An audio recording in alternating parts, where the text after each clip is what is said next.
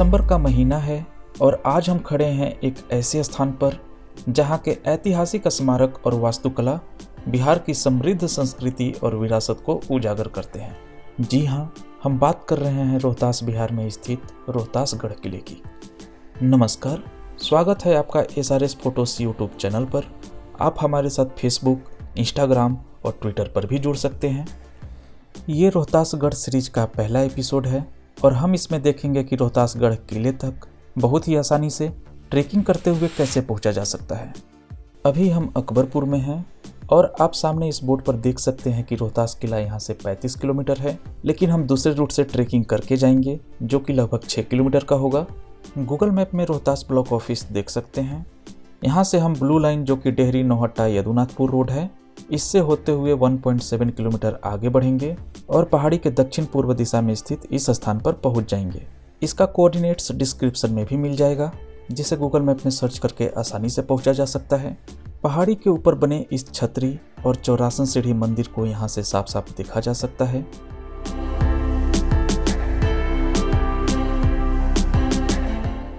इस स्थान से हम व्हाइट लाइन वाले ट्रेकिंग ट्रेल को फॉलो करते हुए पहाड़ के ऊपर चढ़ना शुरू करेंगे।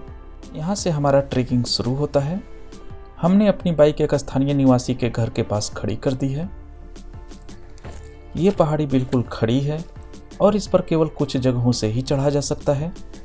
उस समय ये सामरिक दृष्टिकोण से बहुत ही महत्वपूर्ण रहा होगा, क्योंकि कोई हमला या आक्रमण भी सिर्फ इन्हीं जगहों से किया जा सकता था और इसीलिए किले की रक्षा आसान और मजबूत बन जाती थी। ट्रेकिंग के पहले हमने पहाड़ी के ऊपर जो छतरी देखी थी उसे भी इसीलिए बनाया गया था ताकि बिन बुलाए मेहमान पर नज़र रखी जा सके और समय रहते उनसे निपटा भी जा सके। उस समय के राजा या शासक के द्वारा इस पहाड़ी को किला के लिए चुनने के पीछे ये एक प्रमुख कारण रहा होगा।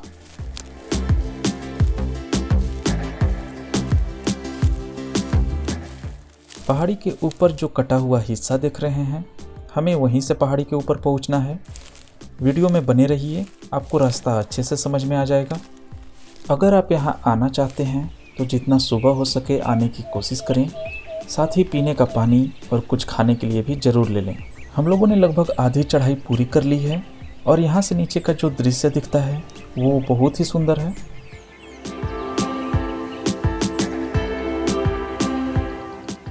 यहाँ से आगे की चढ़ाई खड़ी और बहुत ही मुश्किल हो जाती है। सावधानी बरतें और एक एक कदम संभाल कर रखें।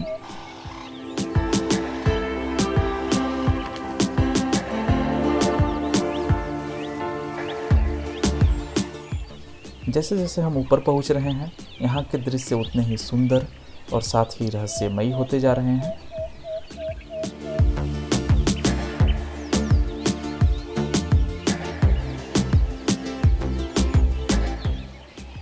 यहाँ से नीचे के दृश्य भी कम सुंदर नहीं है।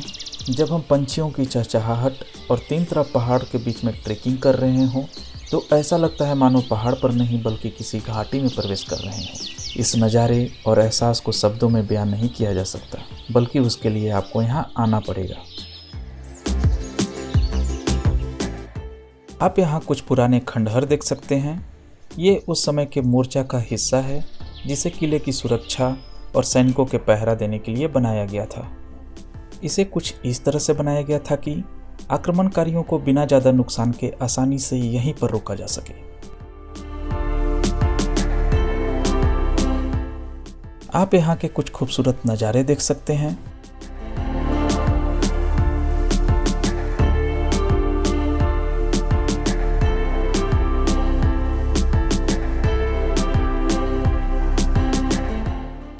ये 84 सीढ़ी मंदिर है, वही मंदिर जो नीचे से दिखाई दे रहा था। हम इस ऐतिहासिक मंदिर में किला से लौटते समय जाएंगे। जब हम ऊपर पहुंचे तो लगा कि सिर्फ हम ही लोग यहाँ पर हैं, लेकिन फिर अचानक हमें ये लोग दिखे। ये लोग ठंड में मजे से धूप सेक रहे थे। फिर हम पहुंच गए। अब 84 सीढ़ी मंदिर से रोहतासगढ़ किला के लिए हमें ये हाइकिंग ट्रेल्स फॉलो करना है।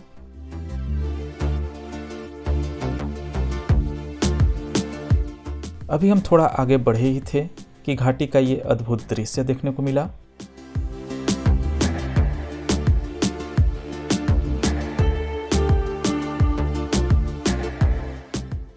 चलिए अब हम आगे बढ़ते हैं।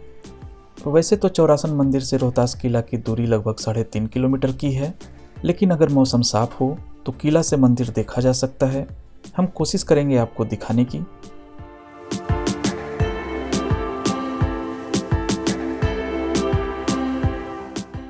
थोड़ा और आगे बढ़ने पर हमें कुछ घर देखने को मिलते हैं।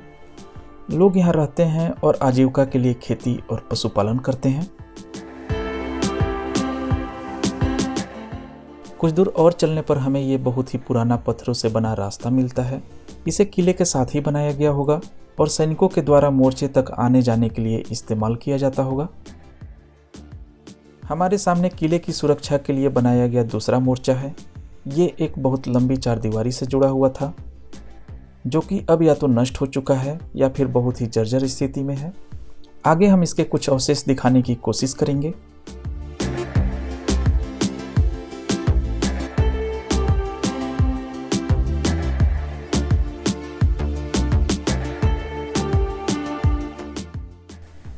यहाँ से हम किला, पास ही बसे हुए गांव और बहुत ही जर्जर स्थिति में इसकी बाहरी चारदीवारी देख सकते हैं। इसे हम बिहार का दुर्भाग्य ही कहेंगे कि इन्हें बचाने की कोशिश ना तो पहले की गई, ना ही अब की जा रही है। पहाड़ी के ऊपर आवश्यक संसाधन जैसे कि उपजाऊ जमीन और पानी उपलब्ध है। पहाड़ी को किला के लिए चुनने के पीछे ये एक और कारण रहा होगा। हम उसी पुराने रास्ते से होते हुए आगे बढ़ रहे हैं। दोनों तरफ गेहूं की फसलें लहलहा रही है। सिंचाई के लिए तालाब और कुएं की पानी का उपयोग किया जाता है।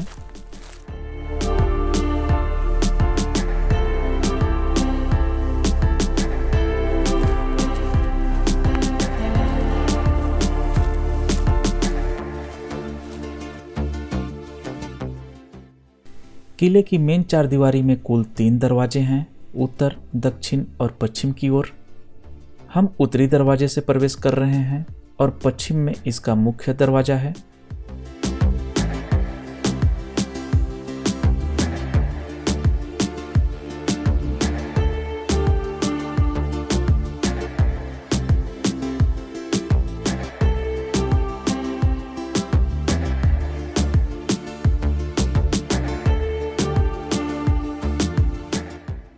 अगले एपिसोड में हम आपको किले के अंदर ले जाएंगे और बारीकी से इसके सभी हिस्सों को देखने, जानने और समझने की कोशिश करेंगे। अगर वीडियो अच्छा लगा हो तो इसे लाइक और शेयर कीजिए, चैनल को सब्सक्राइब कीजिए। मिलते हैं आपसे एक नई वीडियो में, तब तक के लिए धन्यवाद।